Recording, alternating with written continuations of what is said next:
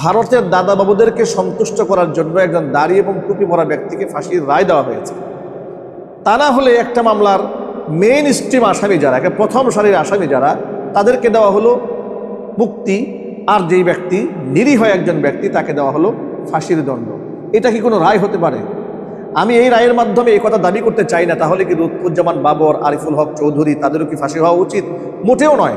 আমি মনে করি এটা একটা অজ্ঞাতনামা ভুয়া মামলা, যে মামলার আসামি যাদেরকে শনাক্ত করা হয়েছে আওয়ামী লীগের সময়ে, আওয়ামী সরকার শাসনামলে যে মামলার চার্জশিট গঠন করা হয়েছে, সেই মামলায় উদ্দেশ্য প্রণোদিতভাবে সেখানে বিএনপি নেতৃবৃন্দের নাম আসবে, এটা স্বাভাবিক একটা বিষয়। কিন্তু সেই মামলা থেকে দায়িত্বশীলদেরকে মুক্তি যদি দেওয়া হয়ে থাকে, তাহলে হাফেজ কোরআন নিরীহ আজিজুর রহমান নাঈমকে কেন মুক্তি দেওয়া হলো না? এটা জাতির কাছে আমাদের প্রশ্ন। আমাদের প্রশ্ন রয়েছে সরকারের কাছে। তাহলে কি আমরা এই কথা বলতে বাধ্য হব যে ভারতের দাদা বাবুদেরকে সন্তুষ্ট করার জন্য এই রায়টা দেওয়া হয়েছে? একটি হত্যা চেষ্টা মামলা, যে মামলার 10 জন আসামির 9 জনকে দেওয়া হলো বেকসুর খালাস, একজন ব্যক্তিকে দেওয়া হলো মৃত্যুদণ্ড। জি, আলোচনা করছি বাংলাদেশের সর্বাধিক আলোচিত সমালোচিত একটি মামলা এবং তার রায় নিয়ে।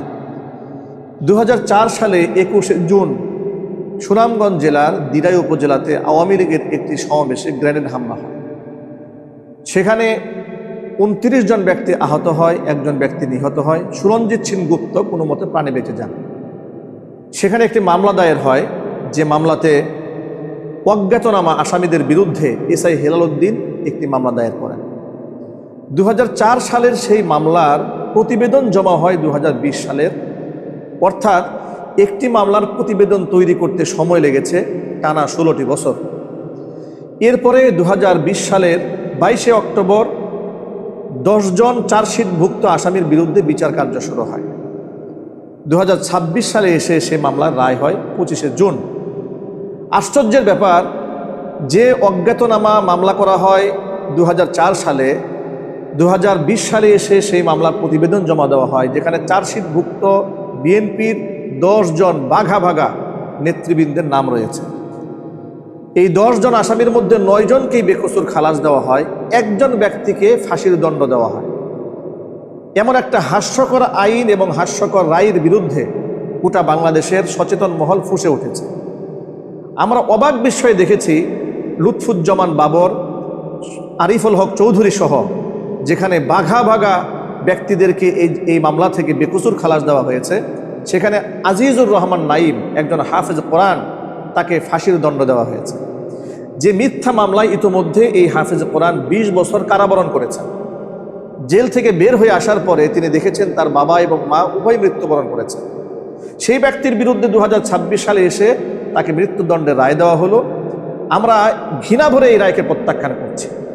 যেই অজ্ঞাতনামা হত্যা মামলা, যে হত্যা মামলার আসামিদের মধ্যে 10 জন বাঘা বাঘা লোকদের নাম রয়েছে, এর মধ্যে 9 জনকেই মুক্তি দেওয়া হলো, একজন ব্যক্তি হাফেজ কোরআন হওয়ার সুবাদে তাকে ফাঁসির দণ্ড দেওয়া হলো।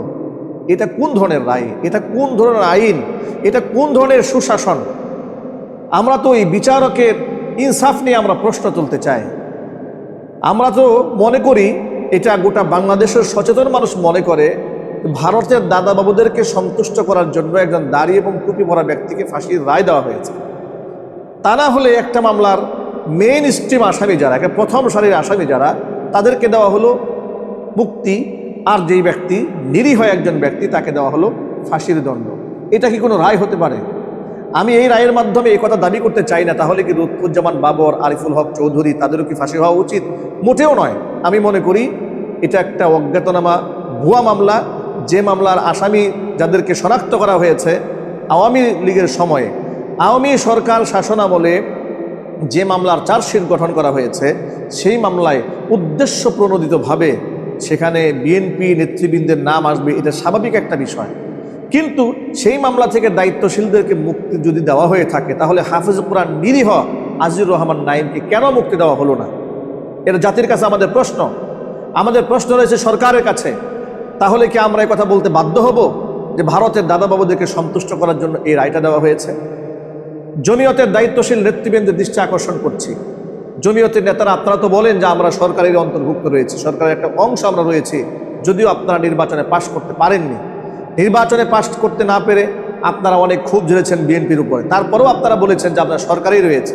যদি সরকারেই থেকে থাকেন তাহলে আপনাদের ছাত্রনেতা, জমিয়ত ছাত্র নেতা, তার ফাঁসির রায় দেওয়া হলো, আপনারা এর প্রতিবাদ কঠিনভাবে রাজপথে নেমে আপনারা প্রতিবাদ জানাচ্ছেন না কেন?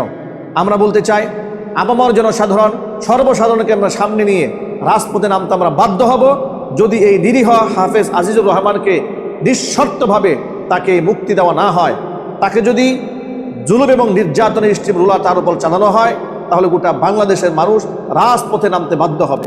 সরকার দৃষ্টি আকর্ষণ করছি যে আপনারা এই অন্যায় রায়কে প্রত্যাখ্যান করুন, নিরীহ হাফেজ আজিজুর রহমান নাইমকে আপনারা মুক্তিদান করুন। মহান আল্লাহ রাব্বুল আলামিন ন্যায় ইনসাফের পথে গোটা বাংলাদেশের মুমিন মুসলমানদেরকে ঐক্যবদ্ধ থাকার তৌফিক দান করুন। আমিন। আসসালামু আলাইকুম ওয়া রাহমাতুল্লাহি ওয়া বারাকাতুহু।